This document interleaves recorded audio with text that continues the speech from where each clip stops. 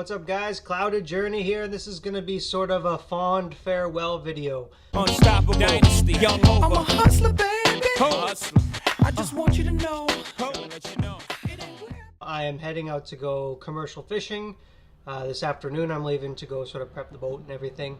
And we'll probably be taking off in a few days here on the boat. So I'm going to be gone. We're going to be up at my in-laws' house before we go. So I just want to make a quick video before I go. I'll be back in 7 or 8 weeks, hopefully a little richer than when I left. And with that I can buy some more comics. So don't unsub if you have subbed. I will be back. I'm just going to go through a few of the books I picked up lately. Really quick. It's going to be pretty quick and ghetto because I got to pack and do all that, so I don't have time to edit and all that. But so I got this. This is Iron Man 304. I bought this in a random lot on eBay. It was sort of untitled. I said, oh, that's a good deal. It was marked at $10, and I thought, oh, okay, great. It was with a bunch of other stuff. If I win, great. If not, that's fine. I won it for $10. Ended up being like $11 shipping on top of that. So I was kind of annoyed because I don't really care that much about this book. I do, but for the grade it's in and everything, it's like a fine or very fine. This is the first appearance of the Hulkbuster armor, if you're wondering, which is featured in the Avengers movie. Saw it. It was awesome. Really enjoyed it. A lot of fun. But yeah, so grab this. When it came in the box, though, it was in a big box, covered in newspaper on top, but all the books were underneath. So it was just newspaper on one side, and they were sliding around, banging around in there. So I messaged the seller, said, "Hey, these came. If you're gonna charge me like $11, I was thinking I want it to be shipped properly." So I said, gave her a hard time and said, like, yeah, these are shipped kind of bad. They're all getting banged up in there. And she felt really bad and messaged me back. I didn't even notice because I hadn't been back on eBay for a while. And she messaged me saying she was going to refund the shipping, so great. And then because I didn't respond soon enough, I guess she felt really bad. And she's like, oh, I'll just give you a full refund. I'm sorry. And I said, I don't need that. It's totally fair to just give me the shipping refund. But she had already done it, so it had gone through. So great. Got that for free, essentially, with some other stuff. What else? Free comic book day. Went with my son. Grabbed a couple. So this is the all new, all different Avengers. I grabbed this one because it had Miles Morales on it, who I love. Actually, I like the whole team, but specifically Miles Morales, and it's a Mark Waid book. So yeah, this looks like it's going to be the team from 616. So I don't know if he's already come over. I haven't been following his story too much, or if this is sort of after Secret Wars type thing. Just a quick preview. So grab that. Also grab this book, Matteo Santaluco art, who I love on the Turtles. It's interesting because I don't remember the artist's name, but he took over and after Matteo Santaluco, after the City Fall storyline, and sort of changed the look of the Turtles. And I actually liked Matteo Santaluco's style more, but he then took that look and sort of modified it in his own style. So he's coloring the book, or drawing and inking the book again, but he sort of kept that style of the Turtles. So I thought that was kind of cool. But this is sort of a great book. I just read the first few pages of it, but it's sort of just a recap of the Turtles story and what's happened. So if you're interested in the Turtles, then I suggest picking this up if you have missed the first few story arcs, because it'll catch you up. And then I also got Savage Dragon. This one my son chose. I know nothing about Savage Dragon, don't really care that much, but he wanted it, so I grabbed it for him. I was showing this one off. This is Rawhide Kid 149.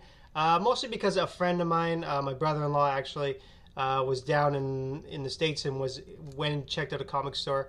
And he clearly put in a lot of effort and tried to think and find something I would like. So there's not really anything super significant about this book, but it's really cool when somebody tries to get that gift that he knows I like comics. He wanted to get like an older book and was pretty excited to give it to me. So wanted to show that off. So thank you, Cam. Can't remember if I showed this off or not. I think I might have a while ago, but I got this at the flea market. This is the complete Civil War run for $35, so I was happy with that because that goes for a lot. I was buying it thinking, oh, maybe I'll flip it, but I actually just want to keep it. So they all look really good except for issue number 4, which was really crummy, but at the Emerald City Comic Con I was able to find a nice copy of that to replace it. So that's nice. There's also in here, they had like some variant covers. So one of these is a variant cover. I really like the Spider-Man one, but this is the Thor one. So that's Civil War #3 with the Thor variant. So I think there's one for each of the main characters. There's a Spider-Man one that's really cool. I would like to get that one day, but what else? Dollar bin at a random sort of old antique shop. Night Thrasher #1. Whatever happened to the Night Thrasher? He was sort of a sidekick type guy. He started like the New Warriors and everything. So I don't know what happened to him, if he's still around or not. What else? Justice League #2. Annual #2 with the Joker cover on there. This is when sort of the pre-Morrison run, when they had the whole idea with Justice League, they would put in all the sort of the sub-lower characters no one cared about to try to give them popularity because, hey, it's the Justice League. And Morrison wasn't having any of that, so when he took over, he brought back all the All-Stars, the Superman, Green Lantern, Batman, all those guys. That's boring. What's this? So this is Daredevil #10 of the Marvel Knights, so Volume 2. And I can't remember if it's 9 or 10, but features this character Echo, who she's a lot like Daredevil, except she is deaf. So she can sense vibrations and things around and has a really good understanding of what's going on around her. She's like a composer and plays piano and everything. So kind of really cool character.